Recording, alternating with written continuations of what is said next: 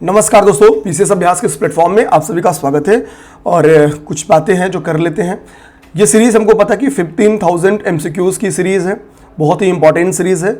अपने कोई ऐसे यार दोस्त जिसके पहले अटेम्प्ट दे चुके हों उनसे पूछना कि ये किताब क्या आपके लिए इंपॉर्टेंस रखती है या नहीं। तो घटना चक्र की ये किताब बहुत ही प्यारी किताब है, बहुत ही ज़्यादा इंपॉर्टेंस आपकी सफलता में रखती है। इस किताब को सबसे बड़ी विशेषता मैं बताऊँ ना, तो इस किताब का सबसे बड़ा रोल है रिवीजन करने में। ठीक है, 1000 पन्ने की किताब है। आप इजीली, अगर आपने अच्छे काम किए हैं तो इसको इजीली आप 10 डेज में, 5 to 10 डेज में रिवीजन कर जाओगे, अगर आपने बहुत बेहतरीन तरीके से कर लिया है। आपकी प्रारंभिक परीक्षा आते थे, हम खुद भी ये आपको करा देंगे।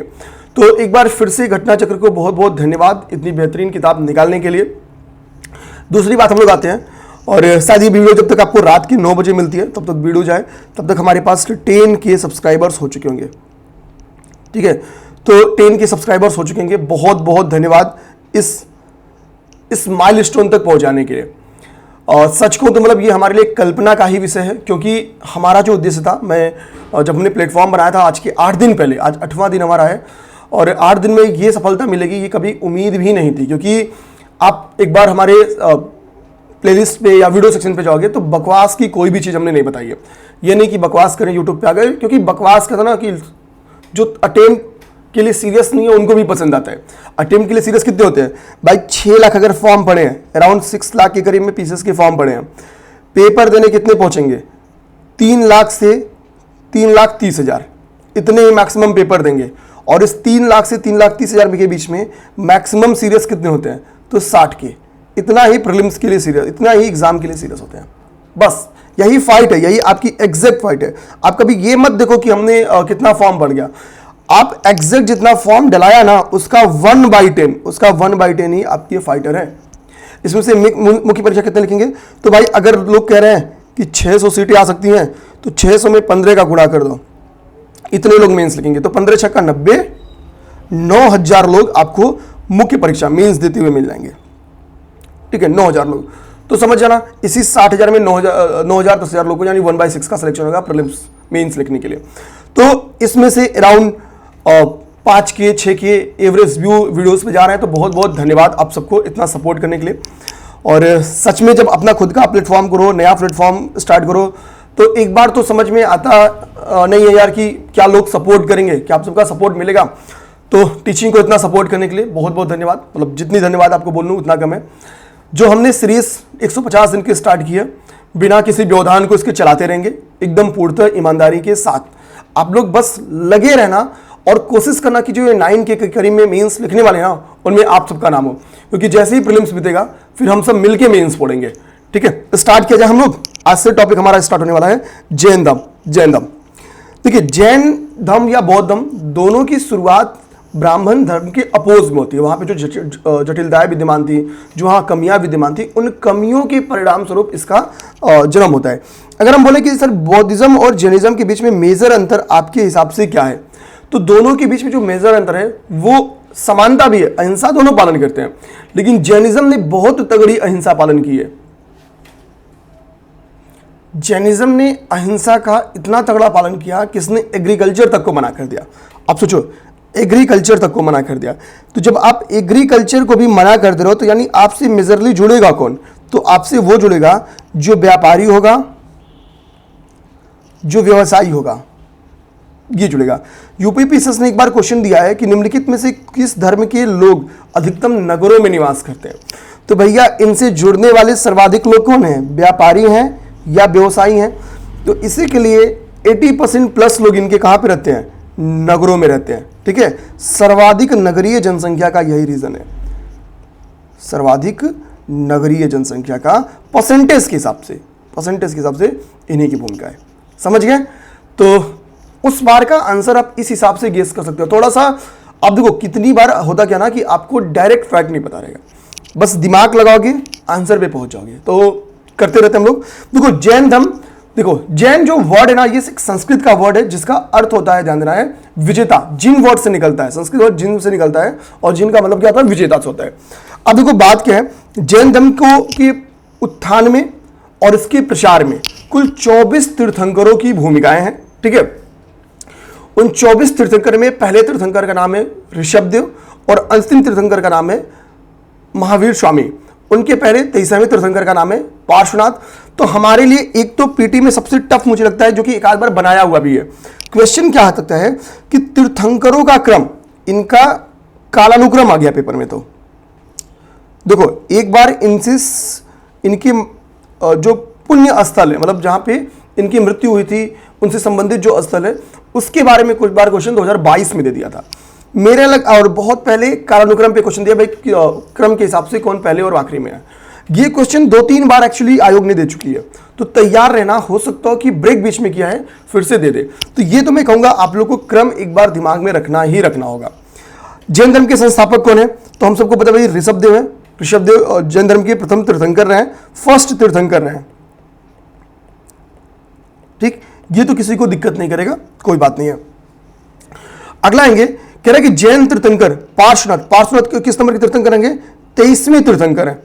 इनके बाद से अंतिम तीर्थंकर महावीर स्वामी का बारी आती है।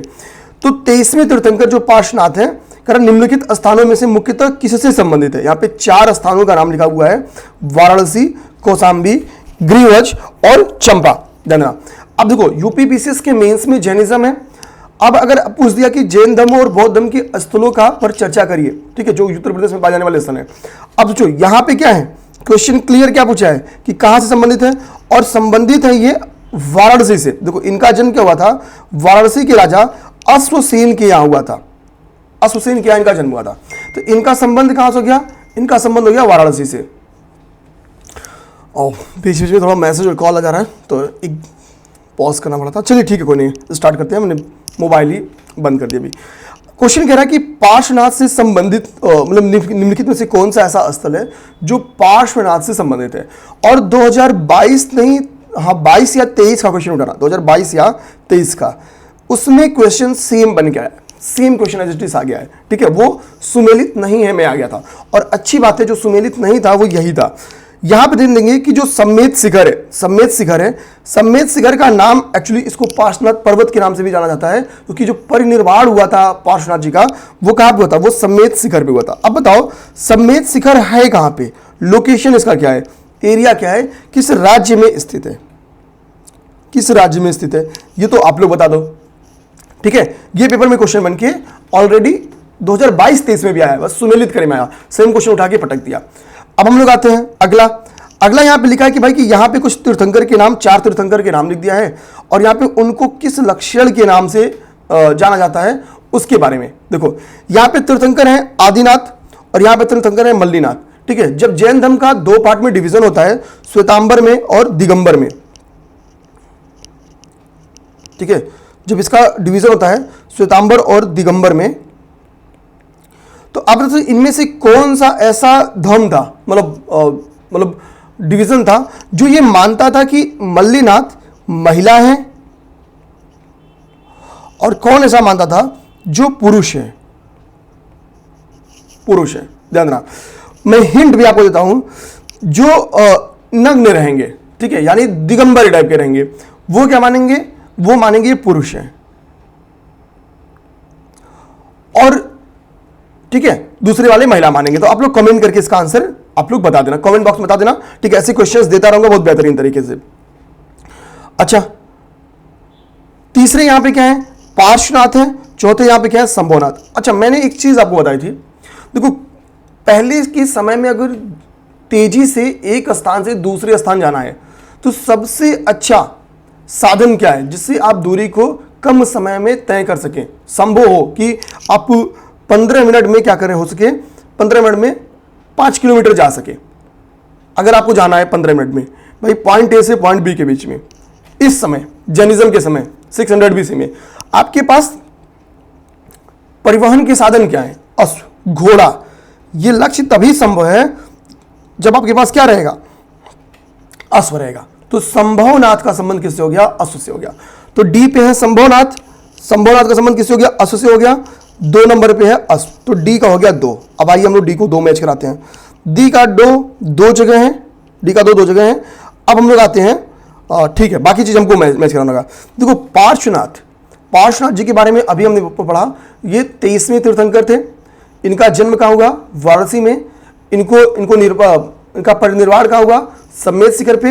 इनका संबंध किससे है, सर्प से है, ठीक है। ये ऊपर वाला जो निकला हुआ ना र, ठीक है, इनके उसमें भी देखिए निकला हुआ है, ठीक है, सर्प में भी। तो बस मिलाने का यही तरीका, मतलब आप भूल गए अगर किसका था तो दिमाग में कि जो सर्प में ऊपर र निकला हुआ है, जिनसे वो संबंधित है उनके में भी निकला हुआ है, ठीक है। तो इजिली आप मैच करा लोगे। देखो हर चीज रटने के चक्कर में मत पड़ना। तो सी का क्या हो गया, 3 हो गया। अब यहाँ पे सी का 3 ढूंढो, तो सी का 3 यहाँ पे है। आंसर तो आपको मिल ही गया, ये आंसर ये मिल गया। आ जाते हैं, देखो आदिनाथ का एक नाम आप देखोगे तो वृषभ नाथ भी मिलता है, ठीक है। तो इनका संबंध किससे हो गया, वृषभ से हो गया, ठीक है। मल्लीनाथ का किससे हो गया, मल्लीनाथ का संबंध जल कलश से हो गया। और आपको ये चारों फैक्ट तैयार हो गया। इसी तरीके से बाकी का भी, जैसे महावीर स्वामी जो 24वें तीर्थंकर हैं, उनका संबंध सिंह से है, ठीक है, सिर से। महावीर थे। एक नेमिनाथ, ध्यान देना है पेपर में, नेमिनाथ भी क्वेश्चन आ जाए तो नेमिनाथ का संबंध किससे है, नेमिनाथ का संबंध आपके शंख से है। हाँ चलिए, 2 और एक्स्ट्रा मैंने बता दिया। अब यहां पे आते हैं, देखो 2021 में आया था, मैंने 22-23 का है, ये 21 में क्वेश्चन बन गया हुआ था। 4 तीर्थंकर है, ऋषभनाथ, वासुपूज्य, नेमिनाथ और महावीर स्वामी। किससे, इनका निर्वाण स्थल पूछ रहा था। मैंने आपको बताया ना भाई, समेत शिखर। अब पीवाईक्यू की ताकत देखो, सेम क्वेश्चन यूपी पीसीएस 2022 इसकी इस बुक में रिपीटेड क्वेश्चन नहीं दिया, नहीं तो आपको बहुत सारे क्वेश्चन पता चला था कि कौन रिपीट किया है क्वेश्चन, बहुत आसानी से पता चलता। तो यूपी पीसीएस 2022 में, सॉरी 2002 में ये क्वेश्चन बन के आया था। फिर यही क्वेश्चन 2021 में आ गया। समेत शिखर अभी हमने क्या पूछा है, वासुपूज्य के साथ पढ़ा है? नहीं, हमने समेत शिखर का नाम किसके साथ पढ़ा है, आप कमेंट करके बता सकते हैं। तो भाई वासुपूज्य का फिर यहां पे देखो लिख रहा है कि इनका संबंध क्या है, जो इनका निर्वाण स्थल है वो क्या है, चंपापुरी है, वासुपूज्य जी का, ठीक है। वासुपूज्य जी का जो निर्वाण स्थल है वो चंपापुरी है। हाँ, ये बातें आपको क्लियर हो गई। अच्छा, नेक्स्ट देखेंगे हम लोग, निम्नलिखित तीर्थंकरों पर विचार कीजिए तथा उनको सही कालक्रमानुसार इनको अरेंज करिए। मैंने आपको पहले भी बोला था, देखिए यूपी आरओ ने इसको 2016 में पूछा हुआ, 2016 में इस क्वेश्चन को ऑलरेडी वो पूछी हुई है, ठीक है। अब देखो कह रहा है अभिनंदन नाथ, विमलनाथ, मुनि सुव्रतनाथ और महाप्रभु, ठीक है, सॉरी पद्म प्रभु। तो ये 4 ऑप्शन हैं, इनको अरेंज करना है कालानुक्रम के हिसाब से। इसका कुछ ट्रिक क्या करता है, जो मुझे पता है, जो मैं बनाया हूं वो आपको बता देता हूं। देखो हमेशा आप पहले क्या करना, 5वां, 10वां, 15वां और 20वां नंबर याद करो, क्योंकि देखो 23वां और 24वां सबको पता है। अब ध्यान देना, 5वां क्या है, सुमतिनाथ, 10वें कौन है, शीतलनाथ, ठीक है, 15वें कौन है, धर्मनाथ और 20वें कौन है, मुनि सुव्रतनाथ। ध्यान देना, सुमति पहली बात क्या है कि देखो भाई मुनि जो होता है ना, उसके पास सुमति होती है, कुमति नहीं होती है, सुमति होती है, मतलब ठीक है, उसकी मति अच्छी होती है। तो सुमतिनाथ, सुमति है मतलब आप शीतल लो, तभी तो आपके पास सुमति है। भाई शीतल नहीं रहते, गर्म स्वभाव के रहते, तो फिर सुमति रहती ही नहीं। तो दूसरा क्या है, जो सुमति होगा उसके अंदर क्या होगा, शीतलता भी होगा, शीतल होगा, दिमाग का ठंडा इंसान होगा। तीसरी बात, जो जिसके अंदर सुमति होगी, जो शीतल होगा, वो क्या होगा, वही क्या कर सकता है, धर्म की रक्षा कर सकता है। वही क्या है, धर्म की रक्षा कर सकता है, ठीक। और जो ये जिसके पास ये तीनों, जो धर्म की रक्षा करता हो, जो शीतल हो, जिसके अंदर सुमति हो, उसको हम लोग कहेंगे क्या, वो कोई मुनि ही होगा, कोई संत ही होगा, ठीक। तो 4 क्या होंगे जो तैयार करने होंगे आपको, सुमति, शीतल जो होगा वो धर्म की रक्षा करेगा, और ये 3 होगा जो धर्म की रक्षा करेगा वो कहीं ना कहीं मुनि होगा, ठीक है। तो वो हो गया आपकी मुनि। तो ये 5वें, 10वें, 15वें और 20वें नंबर के जो मैंने याद किया। अब देखो, तो मुझे ये पता था कि भाई मुनिनाथ क्या है, मुनि सुव्रतनाथ या मुनि, ठीक है, मुनिनाथ जो भी बोल लो, ये लास्ट मतलब प्रारंभ में नहीं होंगे, ये मुझे पता था 20th होंगे, ठीक है। अभिनंदन नाथ मैंने ऐसे याद किया था कि भाई इनको 4 दिन भी पाकिस्तान अपने पास, अभिनंदन वो क्या थे ना MiG-21 से, ठीक है। तो इनको 4 दिन भी पाकिस्तान अपने पास नहीं रखा, यानी ये 4th नंबर पे है। कुछ मैंने ऐसे याद किया है जो आपको बता देते हैं, ठीक। तो एक तो मुझे अब पता क्या था, बस मुझे इतनी ही पता थी इस क्वेश्चन को जब मैं सॉल्व करने बैठा, तो मुझे पता था 3 स्टार्ट में नहीं होगा, स्टार्ट में होगा। चलो मैं हो सकता है कि मुझे क्या है, विमलनाथ, महापद्म प्रभु नहीं पता है, ठीक है, लेकिन मुझे पता है कि ये मुनि सुव्रतनाथ 3रे या 4थे नंबर पे ही होंगे। हो सकता हो कि कोई 21वें, 22वें, 23वें में से हो, क्योंकि 21वां और 22वां हो, क्योंकि 23वां और 24वां तो मुझे याद है। ठीक है, 23वां 24वां तो भाई सबको याद है, तो उसमें कोई दिक्कत है ही नहीं। अब आते हैं, अब देखो यहां पे तीसरा नंबर यहां पे है लास्ट में, और तीसरा नंबर आपका यहां पे है लास्ट में, ठीक है। तो भैया दो ऑप्शन तो मैंने सीधे काट दिया, ये गलत हो गया, ये गलत हो गया, इसमें स्टार्ट में है, कट गया, सीधी सी बात है। अब हम लोग आते हैं बचे हुए दो विकल्प पे, एक में 3 को लास्ट नंबर पे दे रहा है और एक में सेकंड लास्ट दे रहा है, इससे आंसर तो नहीं मिल रहा है। दूसरा उठाते हैं भाई, फोर्थ नंबर यानी स्टार्ट में ही होगा, चौथे नंबर तुमको, क्योंकि पहला तो भाई सबको पता है, दूसरे अजीत नाथ है सबको पता है, तीसरे संभवनाथ है सबको पता है। अजीत नाथ का जो प्रतीक चिन्ह क्या है, सॉरी ऋषभ नाथ का जो प्रतीक चिन्ह, ऋषभ नाथ का प्रतीक चिन्ह क्या है, ऋषभ ही है, ठीक है, बैल ही है, ठीक है। दूसरा अजीत नाथ का हाथी है, तीसरा शंभोनाथ, शंभोनाथ का अश्व है, ठीक है। तो पहले 3 के आपको प्रतीक चिन्ह भी पता होना चाहिए, आपको पता भी है। चौथे नंबर पे जो 4 दिन भी नहीं रोक पाए वो आपके हैं अभिनंदन, ठीक है, अभिनंदन। तो यानी फोर्थ स्टार्ट होगा, यहां पे फोर्थ सेकेंड नंबर पे है, ऑप्शन नंबर ए, ठीक। अब देखो सारा आप 24वां भाई नहीं याद कर पाओगे, जैसे मैंने कुछ कुछ याद किया है। पहले 3 तो सबको पता होना चाहिए, ऋषभनाथ इनका प्रतीक चिन्ह बैल है, अजीतनाथ हाथी है, शंभोनाथ, ठीक है, याद ही कर दिया हूं, अश्व है। तो बैल, हाथी, अश्व, ये क्रम है प्रतीक चिन्हों के हिसाब से। अगर कालानुक्रम पूछेगा तो बैल, हाथी, अश्व, ये टॉप 3 है। इसके बाद से चौथे कौन है, चौथे आपकी अभिनंदन नाथ है, चौथे आपकी कौन है, अभिनंदन नाथ है, ठीक। ये आपको तैयार हो गया, बाकी चीज तो मैंने आपको तैयार कराई दिया है। अब देखो 20वां जब आपको पता चल गया, ये 5, 10, 15, 20 आपको पता चल गया। 23वां सबको पता है पार्श्वनाथ है, 24वां सबको पता है महावीर स्वामी है। बीच में जो 2 लोग हैं उनका नाम एक दूसरे से मिलता जुलता है, 21वें और 22वें का। एक लोग का नाम है नमीनाथ, दूसरे का नाम है नेमीनाथ। तो नमी और नेमी, ठीक है, वो नमो कॉन्सेप्ट याद करो। तो नमो 2, यहां पे मैंने ऐसे याद किया कि बीच में नमो 2 है, यानी 2 नमो है, ठीक है, नरेंद्र मोदी नहीं, ठीक है, नमो मैंने याद कर लिया अपने दिमाग में रखने के लिए कि ऑप्शन आएगा तो पहचान लेंगे भाई। कहीं नमीनाथ और नेमीनाथ आ गया तो हमको ये पता रहेगा ये लास्ट में नहीं है, ये मुनि के और 23वें 24वें के बीच में, यानी ये लास्ट में, बीच में स्थित है लास्ट के। तो इस तरह से मेरे लिए ईजी होता है, ठीक है, मेरे लिए ईजी रहता है। तो आप चाहो तो इस हिसाब से कुछ सोच सकते हो। एक बार पेपर में मैंने देखा है कि पुष्पदंत के बारे में भी क्वेश्चन आया, अभी आगे देख लेंगे हम लोग। आगे आते हैं, तीर्थंकर शब्द का संबंध किससे है, तो तीर्थंकर शब्द का संबंध किससे, जैन धर्म से, ये शब्द आप लोग जानते हैं। निम्नलिखित में से कौन जैन धर्म का तीर्थंकर नहीं है, ठीक है। यहां पे क्या लिखा है, चंद्र प्रभु, यहां पे लिखा है नाथ मुनि, ध्यान देना है, ठीक है। यहां पे लिखा है नेमी, यहां पे लिखा संभव, भाई नेमीनाथ अभी नमो 2 से याद कराया हूं, संभव आपको पता ही है, तीसरे नंबर पे हैं, ठीक। अब यहां पे 2 चीज देखो, चंद्र प्रभु और नाथ मुनि। कभी भी किसी भी तीर्थंकर का नाम देखोगे तो जो नाथ वर्ड है ना वो बाद में, पहले उनका नाम आता है, फिर नाथ वर्ड बाद में जुड़ता है, पहले नहीं जुड़ता है। यहाँ पे नाथ वर्ड पहले आ गया था, इसी से अंदाजा लगा लो ये वाला आपका गलत है।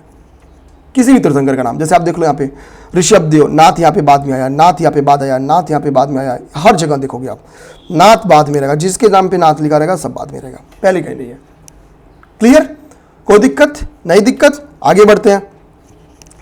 अगला क्या कह रहा है, प्रभास गिरी जिनका तीर्थ स्थल है वह है, ठीक है। अब देखो बौद्ध है, शैव है, जैन है या वैष्णव है। देखो नॉर्मली आपको बताऊं कि प्रभास जो टर्म्स है ना, ये प्रभास टर्म्स जब आप 11 गणधर पढ़ते हो, ठीक है, 11 गणधर पढ़ते हो। गणधर कौन थे, महावीर स्वामी के शिष्यों के नाम थे, 11 शिष्य थे ये, ठीक है। जब आप गणधर पढ़ते हो उसमें एक शिष्य का नाम था प्रभास, यानी इस ट्रिक से आप आंसर तो सीधा चले जाओगे, जैनिज्म को टिक मार दोगे, जैनिज्म को। अब मैंने यहाँ पे गणधर बोल दिया, तो ये गणधर कौन थे, इनकी संख्या कितनी थी, तो पहली बात तो ये तो इन्हें याद ही करते भाई, इनकी संख्या 11 थी। क्या हो रहा है भाई, 11 इनकी संख्या थी, क्लियर बात। इनमें 3 भाई थे, जो 3 भाई थे उसको हम लोग कहते हैं भूति ब्रदर, जैसे मॉडर्न सिस्टम में अली बंधु, ठीक है, सैयद बंधु, ये तो हम लोग पढ़ते ही हैं। तो भूति बंधु थे, बंधु मतलब भाई, ठीक है। अभी भूति बंधु कौन थे, ध्यान देना है, तीनों भाई। एक लोग के नाम में वो वैदिक कालीन देवताओं के, प्रमुख वैदिक कालीन देवता के नाम याद करो। तो प्रमुख वैदिक कालीन देवता क्या थे, इंद्र, अग्नि, ये तो थे, ठीक है। तो एक लोग का नाम है इंद्रभूति, दूसरे का नाम है अग्निभूति, तीसरे का नाम है वायुगति। तो 3 तो ब्रदर हो गए, और एक तो प्रभास, ये आपको दिख रहा है। 4 लोग का तो नाम मैंने ऐसे ही याद करा दिया। अब ध्यान देना, सुधर्मन, सुधर्मन का नाम आपको याद होगा, बौद्ध संघ के हेड बनते हैं, जैनिज्म के हेड बनते हैं महावीर स्वामी की मृत्यु के पश्चात। ठीक है, तो सुधर्मन भी इनके क्या थे, 11 गणधरों में से ही एक थे। ठीक, तो आंसर तो आपको मिल गया। क्लियर बात, यहां से किसी को कोई दिक्कत? अब कुछ बताओ, चलो एक होमवर्क दे दो फिर कमेंट बॉक्स में। आस्त्रो क्या कहलाता है? आस्त्रो क्या है? ठीक, अच्छा, जो दोस्त थोड़ी इंग्लिश में दिक्कत आ रही होगी उन सबसे मेरी यही रिक्वेस्ट रहेगी कि प्लीज़ आप लोग एक बार घटना चक्र की इंग्लिश वाली बुक, जो ये मेन घटना चक्र है, इसकी ले लो। और करना कुछ नहीं, आपको पता है कि निशान जरा जैनिज्म पढ़ाने वाले हैं, पेज जैनिज्म का पलट लेना। सारे क्वेश्चन आपको बगल में ही लिखे मिल जाएंगे। ठीक, क्योंकि 15-20 क्वेश्चन में आधा आधा 3 ही 4 क्वेश्चन अदर स्टेट का होता है, 5 क्वेश्चन, बाकी सब इसी स्टेट का होता है, यूपी स्टेट। ठीक है, तो आप कर सकते हो, आप देखोगे तो दिक्कत नहीं आएगी। हाँ, आते हैं यहाँ पे। फिर क्या हुआ, पूछ रहा कि स्थल और उनसे संबंधित तीर्थंकर बताओ। ठीक है, यहां पे देखो 4 स्थल है, इनमें अयोध्या सबसे प्यारा सा लग रहा है। अब बताओ, हमको 16 महाजनपदों में जो कौशल की राजधानी थी रामायण कालीन, वो अयोध्या थी। नहीं तो कौशल की 2 राजधानी मिलती है। उत्तरी कौशल की बताओ क्या राजधानी मिलती है, और दक्षिणी कौशल की बताओ क्या राजधानी मिलती है। ठीक है, ये लोग आप लोग कमेंट करो, महाजनपद काल में आप लोग पढ़ते हो। तो अयोध्या का संबंध ध्यान देना है, अयोध्या का संबंध पहले देखो, कई तीर्थंकरों का संबंध अयोध्या से, उनमें से जो प्रथम तीर्थंकर हैं उनका संबंध क्या है, अयोध्या से। तो ऋषभनाथ का संबंध तो अयोध्या, यहाँ पे देख लेते हैं। हाँ ठीक है, ऋषभनाथ का संबंध अयोध्या से हो गया। तो डी का तो 1 मैच करा दो, और जैसे डी को 1 मैच कराओगे आपके आंसर क्लियर हो, नहीं सी का 1, सॉरी, ठीक है, डी का 1 नहीं होगा, मैं वही कह रहा हूँ भैया, काहे नहीं हो रहा है। सी का 1 मैच करा दो, सी का 1 जाओगे तो 2 जगह ऑप्शन है आपके पास। ठीक है, 2 ऑप्शन है, आपका बी भी हो सकता है और आपका सी भी हो सकता है। ठीक है, अब आंसर, अब आपके पास 3 बचे, श्रावस्ती, काकंदी और प्रभोषा। प्रभोषा जो है ध्यान देना है, ठीक है, प्रभोषा जो है प से प्रभोषा, ठीक है, और प से पद्म प्रभु। ये ट्रिक अक्सर मैच कर जाता है एग्जाम में, कभी मैच दी कॉलम में आपको लगे आप फंस गए हो, लेकिन आपकी मजबूरी है उस क्वेश्चन को अटेम्प्ट करना। तो ये जो नाम है ना, उसके पहले वर्ड से मैच कराने की कोशिश करना। ठीक है, जैसे मैंने देखो एक क्वेश्चन आज यहां भी आपको बताया कि भाई इसको, इन क्वेश्चन को याद करने की जरूरत नहीं थी। जैसे ये नाथ मुनि वाला कॉन्सेप्ट, अब आपको नहीं आता, नहीं याद रहे, 24 तीर्थंकर याद भी नहीं हो पाएंगे। याद करोगे तो भाई और भी चीज याद करनी है, उससे बढ़िया है इनका ये नाथ मुनि याद करने के लिए आप कर्क रेखा पे स्थित देश से याद कर लो, मकर रेखा पे स्थित देश से याद कर लो, विश्वत रेखा पे स्थित देश से याद कर लो। एक क्वेश्चन सही हो जाएगा आपका, एक क्वेश्चन और सही हो जाएगा, उसके तो ट्रिक भी मिल जाएंगे आपको यूट्यूब वगैरह पे। तो ये कर जाओ आप लोग, आ जाओ। तो प्रभोषा को पद्म प्रभु, पद्म प्रभु जहां तक मैं समझ 6ठे तीर्थंकर थे। ठीक है, एक सेकंड रुकिए, मैं देख भी लूं। हाँ, पद्म प्रभु देखिए यहाँ पे 6ठे तीर्थंकर है। ठीक है, तो कुछ कुछ चीजें ऐसी याद हो गई, आप लोग भी ऐसे कर लोगे तो बढ़िया रहेगा। हाँ, ये आ गया। अब हम लोग को आंसर तो मिल गया, आंसर क्या मिल जाएगा, सी मिल जाएगा। जैसे ही इन्हीं 2 को मिलाएंगे आंसर मिल जाएगा। यहाँ पे याद कर लो, श्रावस्ती, श्रावस्ती से किसका संबंध है, तो संभवनाथ का। संभवनाथ का प्रतीक चिन्ह क्या है, अश्व है। ठीक है, और श्रावस्ती में ही भगवान बुद्ध ने क्या किया है, सर्वाधिक उपदेश दिया है। सर्वाधिक उपदेश कहां दिया है, श्रावस्ती में ही दिया है। क्लियर बात। अब इसके से अगला है काकंदी। तो काकंदी कहां से किससे संबंधित है, संबंधित तीर्थस्थल है ये सुविधानाथ, जिसको हम लोग पुष्पदंत कहते हैं, पुष्पदंत। ठीक है, सुविधानाथ या पुष्पदंत जी का संबंध क्या है, काकंदी से। अब अगला कह रहा है भाई, अब यहां से थोड़ा सा जो बेसिक हिस्ट्री स्टार्ट है महावीर स्वामी की, उनके ऊपर स्टार्ट कर दिया है। ठीक है, हमको पता है कि महावीर स्वामी का जन्म 599 ईस्वी पूर्व में कहां पे हुआ था, कुंडग्राम या कुंडलपुर में हुआ था। कब, 599 ईस्वी पूर्व में। तो देखिए ये बेसिक फैक्ट्स हैं। इनके पिता क्या थे, जात्रिक क्षत्रिय, पिता का नाम सिद्धार्थ था। जात्रिक क्षत्रियों की जो संघ थे उसके प्रधान हुआ करते थे, जात्रिक क्षत्रियों के संघ के प्रधान थे। माता का नाम इनकी त्रिशिला था, ध्यान देना। और ये वैशाली के, ध्यान देना है, जो लिच्छवीगढ़ राज्य है उनकी प्रमुख थी चेटक, और चेटक की बहन थी, ध्यान देना, ये चेटक की बहन थी। इनकी पत्नी का नाम यशोदा था, इनकी बेटी का नाम अनोज्या या प्रियदर्शना था, अनोज्या या प्रियदर्शना था। इन्होंने 12 ईयर, भगवान बुद्ध ने 6 साल की तपस्या की थी, इन्होंने 12 वर्ष तपस्या की। 12 वर्ष की तपस्या के बाद इनको क्या होता है, ज्ञान की प्राप्ति होती है। और किस, जैसे वहां पे हमने कौन सी नदी पढ़ी थी, बताओगे क्या? भगवान बुद्ध का हमने पढ़ा था, किस नदी के किनारे पीपल के वृक्ष के नीचे उनको ज्ञान की प्राप्ति होती है? कमेंट बताओ, कल ही पढ़ाया हूं। यहां पे वही नदी का नाम क्या हो जाएगा, ऋजुपालिका हो जाएगा। लोकेशन क्या हो जाएगा, जिम्भिक गांव। ध्यान देना, जन्म कहां हुआ, जन्म हुआ कुंड ग्राम में। ज्ञान कहां प्राप्ति हुई, तो ज्ञान की प्राप्ति हुई जिम्भिक ग्राम, जिम्भिक ग्राम में। और जिम्भिक गांव क्या है, किस नदी के किनारे इसके स्थित है, तो उस नदी का नाम है ऋजुपालिका, ऋजुपालिका। आई बात समझ में, क्लियर बात है? तो ये हो गया आपका answer, option number C is right, C right है इसका। आ जाते हैं, महावीर स्वामी को किस नदी के तट पर ज्ञानोदय की प्राप्ति हुई, ऋजुपालिका नदी। आगे आइए, कितने वर्ष की तपस्या की, 12 वर्ष की कठोर तपस्या की। महावीर स्वामी का प्रथम अनुयायी कौन था, इन्हीं जमाली था। जमाली से बाद में इनका खटकाव हो जाता है, और ये जमाली क्या था, इनका दामाद भी था, यानी जो अड़ुजिया या प्रियदर्शना थी उनका ये पति भी था। ठीक है, ध्यान देना है। देखो, करक की त्रिरत्न सिद्धांत, जो सम्यक धारणा है, सम्यक चरित्र है, सम्यक दर्शन है। ध्यान देना, बुद्ध, धम्म और संघ, ये बौद्ध धर्म के त्रिरत्न है। बुद्ध, धम्म और संघ, ये बौद्ध धर्म के त्रिरत्न हैं। और सम्यक धारणा, सम्यक चरित्र, सम्यक ज्ञान, ये जैन धर्म का है। ईसाई धर्म तो बिल्कुल काटी दो, इनमें से कोई नहीं भी काटी दो, इन्हीं दो में से कोई एक था। ये हो गया, त्रिरत्न हो गया। ओके,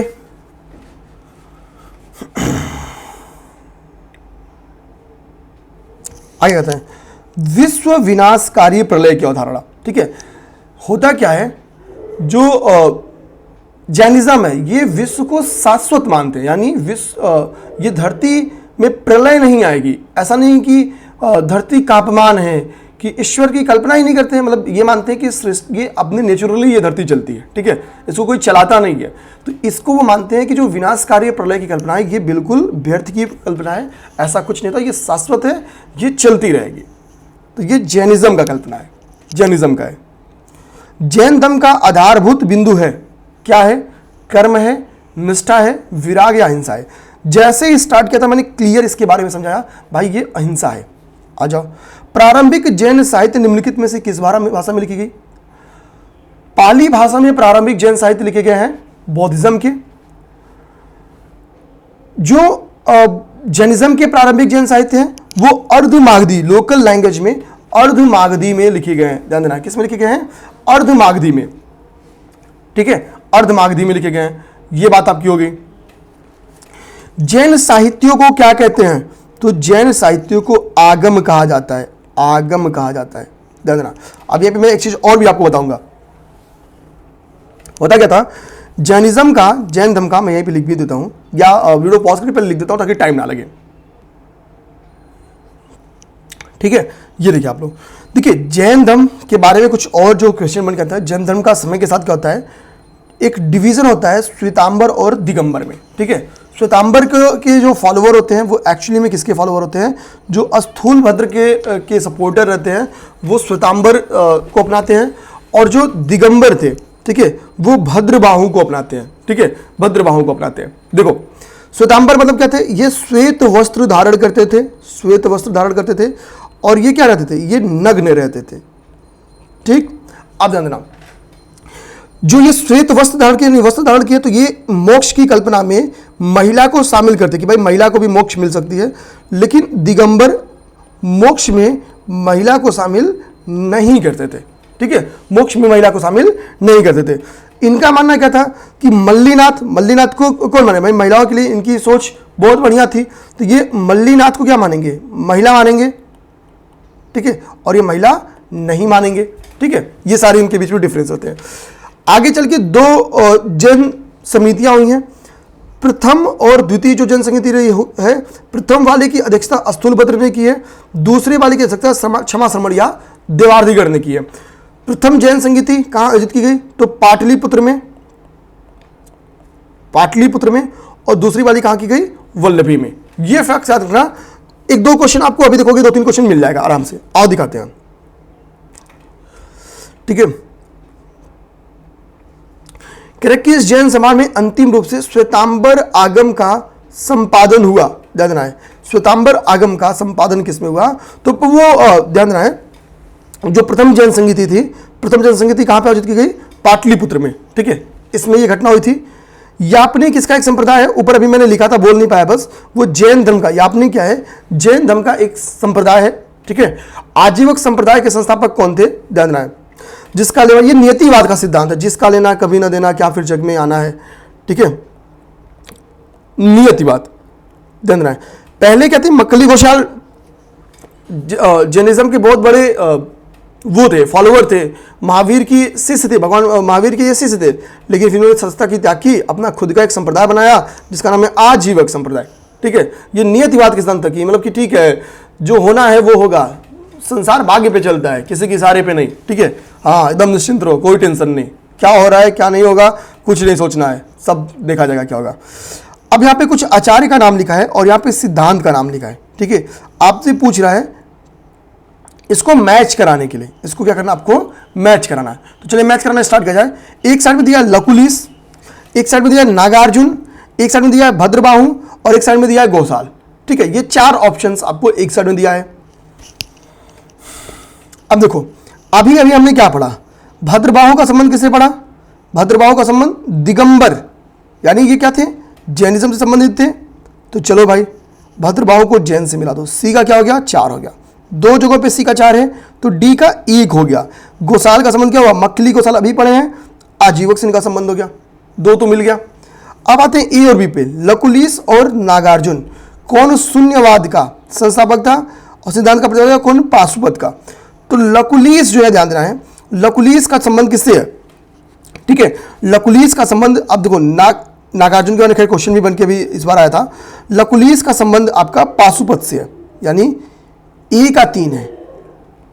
पाशुपत जो सिद्धांत है वो लकुलिस का है। नागार्जुन का जो है वो शून्यवाद है, ठीक है, यानी बी का 2। आंसर आपका आ गया ऑप्शन नंबर बी, ठीक है, option number B. Uttar Pradesh में बौद्ध और जैनियों के लिए प्रसिद्ध तीर्थस्थल, दोनों के लिए कौन सा प्रसिद्ध तीर्थस्थल है? तो कौशाम्बी दोनों ही धर्मों के लिए प्रसिद्ध तीर्थस्थल है। कौशाम्बी के लिए, इसी के लिए क्या ना कि उत्तर प्रदेश के मेंस में मुझे लगता है ये क्वेश्चन भी बन के आ सकता है। कारण क्या है? जैन धर्म और बौद्ध धर्म दोनों से संबंधित है, ठीक है। एक इंपॉर्टेंट बात और हमको बताइए, हमारे सिलेबस में क्या लिखा है?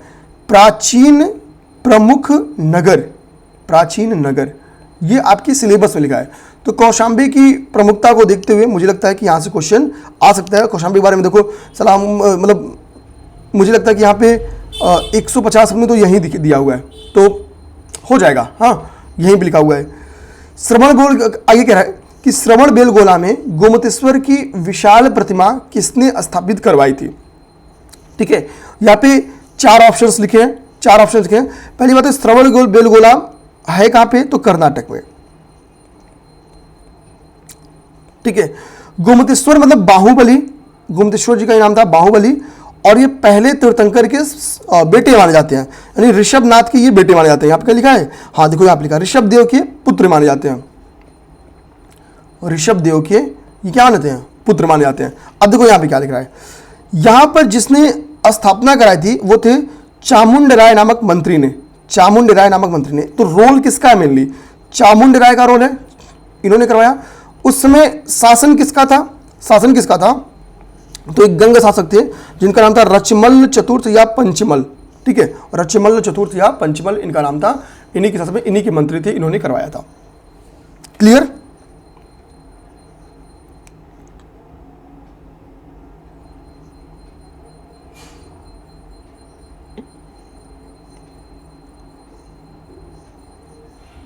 ये देखिए यहाँ पे लिखा है अन्य तीनों कथन सही हैं। ठीक है, टाइपिंग एरर हो जाता है। अब हमारा यहाँ से शैव और भागवत धर्म स्टार्ट हो गया। ये हमारा कंप्लीट हो गया। अब हमारे यहाँ से शैव और भागवत धर्म स्टार्ट हो गया, इसको देखते हैं। चलिए, ये तो मुझे लगता है अभी रिसेंट 2022 में क्वेश्चन आया था क्या, यही वाला, हाँ देखो यही आया था। अब भैया ये कोई ऐसा है जो देवता और उसका पहचान चिन्ह ना मिला पाए, ये मैं करवाऊंगा ही नहीं। एक तरफ विष्णु लिखा है, शिव लिखा है, गणेश लिखे हैं, सरस्वती माता लिखी हैं, चक्र है, त्रिशूल है, वीणा है, रस्सी या फंदा है। बताओ भाई कौन सही है कौन गलत है। हाँ ये तो आसान सा है, तो उम्मीद करेंगे कि आप लोग इसको टिक करोगे, तो ये तो कोई मतलब ही नहीं है। ठीक, नेक्स्ट हम लोग आते हैं अब अर्धनारीश्वर मूर्ति में आधा शिव आधा पार्वती प्रतीक है। देखिए शिव जी की पूजा अर्धनारीश्वर के रूप में नॉर्मली आपकी ये प्रतिमा आपके घर में भी हो सकता हो या कहीं आप तो देखे ही हो। ठीक है, अब देखो जो पार्वती जी ये शक्ति का प्रतीक है, ठीक है, और शिव जी क्या है, देव का प्रतीक है। तो देव और उसकी शक्ति का क्या है, योग है। ठीक, देव और शक्ति का क्या है, योग है। देवियां हमेशा शक्ति का प्रतीक होती है। ठीक, तो ये हो गया सी नंबर ऑप्शन। नैनार कौन थे, जब अलवार एवं नैनार दो कॉन्सेप्ट आते हैं आगे चल के, अलवार नयनार। ठीक है, नयन किसके पास ज्यादा होता था, तो शिव जी के पास। यानी नैनार कौन थे, शैव धर्मानुयायी थे, शैव धर्मानुयायी थे। ठीक है, और अलवार कौन होंगे, ये वैष्णव धर्मानुयायी हो जाएंगे। कारण निम्नलिखित में से कौन सा अलवार संत नहीं था, अलवार संत। तो एक चीज ध्यान देना, अलवार क्या है, ठीक है, अलवार संत जो थे यानी भगवान विष्णु के होंगे। तो ध्यान देना तिरुमंगई ये भी विष्णु जी के फॉलोवर थे यानी वैष्णव धर्मानुयायी थे। पूडम हो पोईगई हो, ये तीनों लोग क्या थे, ये तीनों लोग आपके अलवार हैं, अलवार हैं। और तिरु ज्ञान जिसके पास 3 नेत्र हैं उसी के पास ज्यादा ज्ञान है। ठीक है, तो वो हो गया नयनार, नयनार हो गया। ठीक है, वासुदेव कृष्ण की पूजा किसने प्रारंभ की, ठीक है, तो जब यही भागवत संप्रदाय शैव संप्रदाय आता तो सबसे पहले भागवत धर्म के लोगों ने, भागवत संप्रदाय के लोगों ने ही वासुदेव श्री कृष्ण की पूजा स्टार्ट की।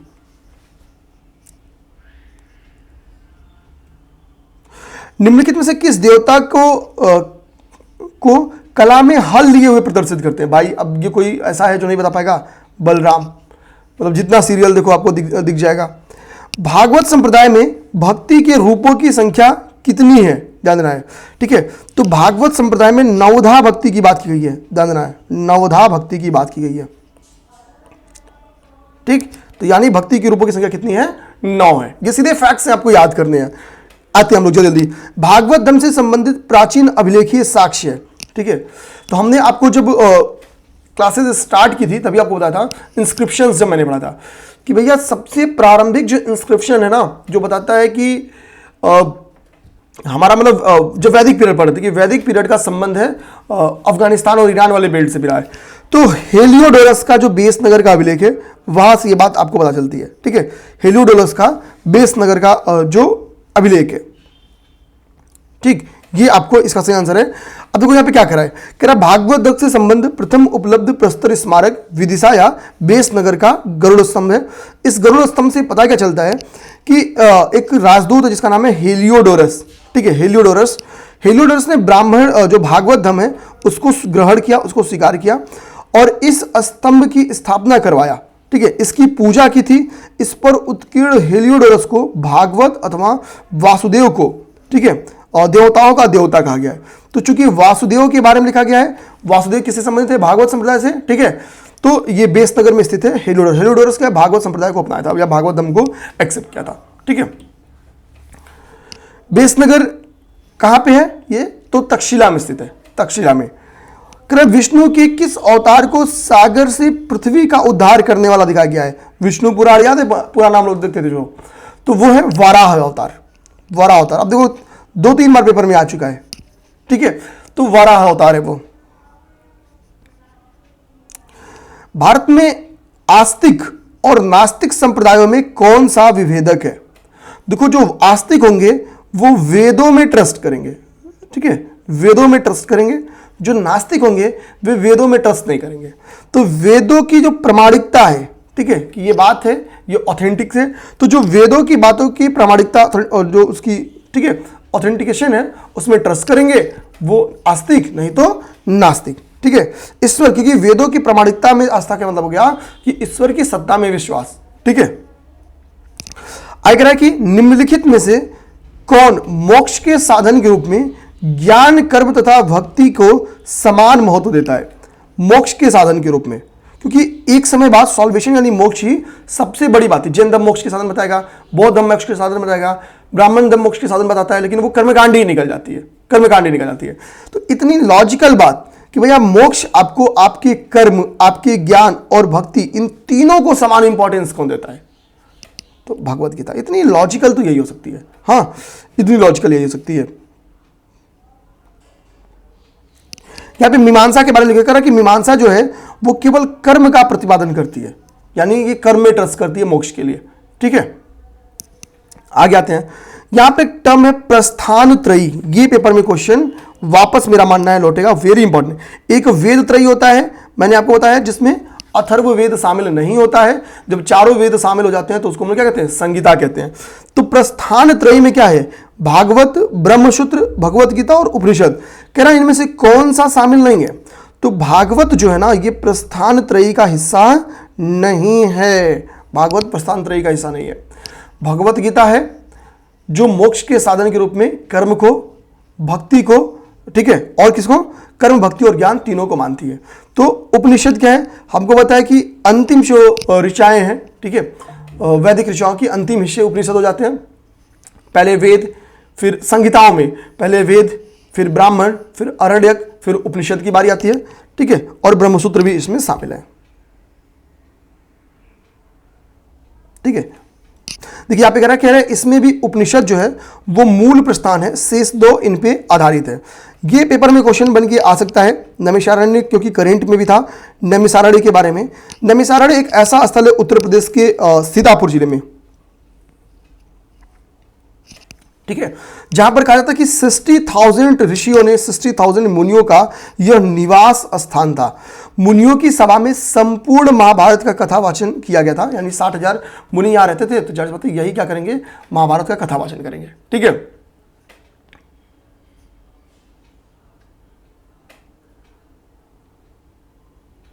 आगे क्या कह रहा है?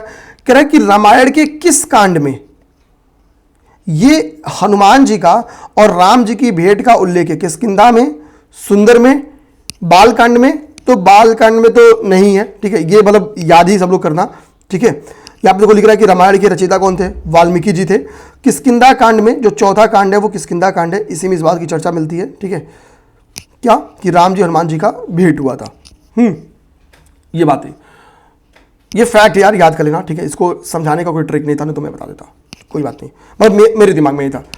नासिक में कुंभ मेला किस नदी पर मनाया जाता है? किस नदी पे लगता है? ठीक है, तो बताए कुंभ मेला क्या है? हर 12 वर्ष के अंतराल पर लगता है। कुंभ मेला गोदावरी नदी के तट पे लगाई जाती है। ठीक है, गोदावरी नदी के। नर्मदा नदी हमको के बारे में इंपॉर्टेंट फैक्ट बताओ, कहां से निकलती है? ये हमको पता है, ये अरब सागर में जाके निकलती है, भ्रंश घाटी के सहारे निकलती है। भ्रंश घाटी, अच्छा, भ्रंश घाटी के सहारे क्या ताप्ती भी निकलती है? कोई बताएगा? और एक बार क्या करना है, अब होमवर्क लो, रुके रहो भाई, होमवर्क लो आप लोग। पेन चलो, पेन इज डिस्चार्ज, कोई नहीं, अभी होमवर्क क्या लो, ताप्ती, कोयना, नर्मदा और गोदावरी, इनको एक बार यूट्यूब शॉर्ट्स में देख लेना। ऐसे डालना ताप्ती नदी, ठीक है, और ऊपर शॉर्ट्स आएगा, टिक करना, बताएगा वो ओरिजिन कहां से हुई है, कहां जाती है, कौन कोई प्रोजेक्ट इस पे है तो उसका नाम वो बता देते हैं उसमें, और ट्रिब्यूटरीज का नाम बता देते हैं। ये शॉर्ट्स का यूज करो, बहुत जगह शॉर्ट्स दिखते हो। कोयना नदी डालना, कोयना रिवर, शॉर्ट्स दिख जाना, तो कई सारे इंस्टीट्यूट ने बताया होगा उद्गम कहां से रहा है, जा कहां रही है, ट्रिब्यूटरीज कौन है, कोई प्रोजेक्ट है तो वो बता देंगे। ठीक है, किस किस राज्यों से की जाती है, यानी इसका प्रवाह क्षेत्र किन किन राज्यों में है, वो भी चीज़ आपको बता देगा। तो बहुत बेहतरीन, आप यूट्यूब शॉर्ट्स का मैपिंग में बहुत बेहतरीन यूज कर सकते हो। ठीक है, ये नॉर्मली मैं करता भी हूँ, आप लोग भी करो इस बात को। ठीक है, अभी तो 45 मिनट हुआ है, तो हमको लगता है 600 BC में हम लोग देख सकते हैं। अब वो 600 BC का जो दौर है, ये कहीं ना तो कहीं थोड़ा सा इकोनॉमिकली चेंजिंग का दौर है। ठीक है, प्रथम नगरीय क्रांति हम लोग हड़प्पा को जानते हैं, इसी 600 BC में जब लेटर वैदिक पीरियड आना स्टार्ट होता है, जब महाजनपदों का ड्यूरेशन आना स्टार्ट होता है, तो हम लोग इसको क्या जानना स्टार्ट करते हैं, यही 600 BC, यही दौर महाजनपदों का दौर है।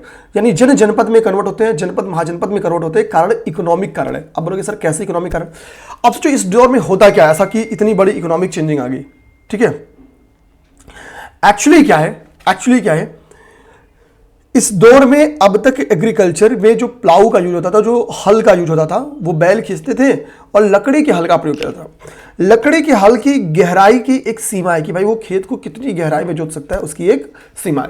और अगर खेत थोड़ा उछड़ है, थोड़ा टाइट है, तो भाई और भी नहीं कर पाएगा, बहुत कम जुताई करेगा। और हमको पता है कि अगर गहराई बहुत हल्की हो, बहुत सिंपल गहराई में जुताई होगी, तो उसका निगेटिव इंपैक्ट क्या पड़ता है, प्रोडक्शन के ऊपर पड़ता है। समय के साथ आयरन ओर की खोज होगी, लौह अयस्क की खोज होगी गंगा बेल्ट में।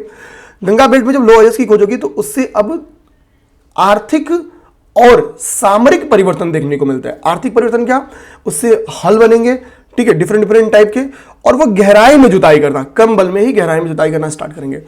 इससे एकाएक क्या होगा, प्रोडक्शन बढ़ जाएगा, उत्पादन बढ़ जाएगा, अधिशेष उत्पादन होगा। और कभी भी आपके घर में अधिशेष उत्पादन क्या होता है, मार्केट में ले आके बेच जाता है। तो इससे एक व्यापारी वर्ग का जन्म होता है, एक व्यापारिक केंद्र का जन्म होगा। जब एक व्यापारिक केंद्र का जन्म होता है, तो उस व्यापारिक केंद्र के चारों तरफ बस्तियां बनना स्टार्ट हो जाती हैं, उनसे जरूरत की सामग्रियों को देने के लिए दुकानें खुलना स्टार्ट हो जाती है। धीरे धीरे वहां पर एक नगर बसना स्टार्ट हो जाएगा। धीरे धीरे वही नगर विकसित होकर जब एक बहुत बड़ा व्यापारिक केंद्र बनेगा, तो महानगर में, महाजनपद में कन्वर्ट हो जाएगा। ठीक है, तो एक तो ये हमने बोला कि सामरिक परिवर्तन भी था। सामरिक परिवर्तन में क्या होगा, अब तक लोग टूल्स का यूज दूसरी तरीके से करते थे, अब लोहे के हथियार आएंगे, मार देंगे तीर चला के, लोहा आर पार हो जाएगा। ठीक है, मरेगा तो कंफर्म इंसान। टिटनस की खोज हुई, की दवा की खोज हुई नहीं तो क्या पता टिटनस भी रहता हो कितने लोग को, मतलब जो भी हो। तो यानी सामरिक परिवर्तन आया। अब लड़ाई है भाई, अब कोई दूसरे मेटल का हथियार लेके आ रहा है, कोई लोहा लेके जा रहा है, मारा खड़ से उसका, ठीक है, तलवार टूट जा रहा है, ठीक, नुकीला बना के घोप देगा, 5-5 लोगों को पार हो जाएगा। तो ये काम होता था। तो सामरिक परिवर्तन, जिसके पास लोहा वो विजेता। ठीक, हम तो यही कहते हैं ना, बाबर के जीतने का कारण क्या बोलते हैं, उसके द्वारा नए वेपन्स का यूज किया गया। तो 600 BC में वो ताकतवर होगा जो नए वेपन्स को यूज करेगा। अब आते हैं, अच्छा, इकोनॉमिक चेंजिंग जब हो रहा है, तो भैया अब सिक्का दो, कुछ हमको सिक्का भी चलेगा कि भाई हमको गेहूं धान लो। हालांकि बॉटरी सिस्टम ही चलता था, ठीक है, लेकिन अब क्या होगा, कुछ क्वाइंस भी चलेंगे। और इनिशियल जो क्वाइंस होते हैं, हमने कहा था कि जो सबसे आपकी पुराने टाइप की चीज होती है, वो सबसे प्राचीन होती है। धीरे धीरे उसमें अपग्रेडेशन होना स्टार्ट होता है। यही मृदभांड में हमने देखा, ये क्वाइंस में।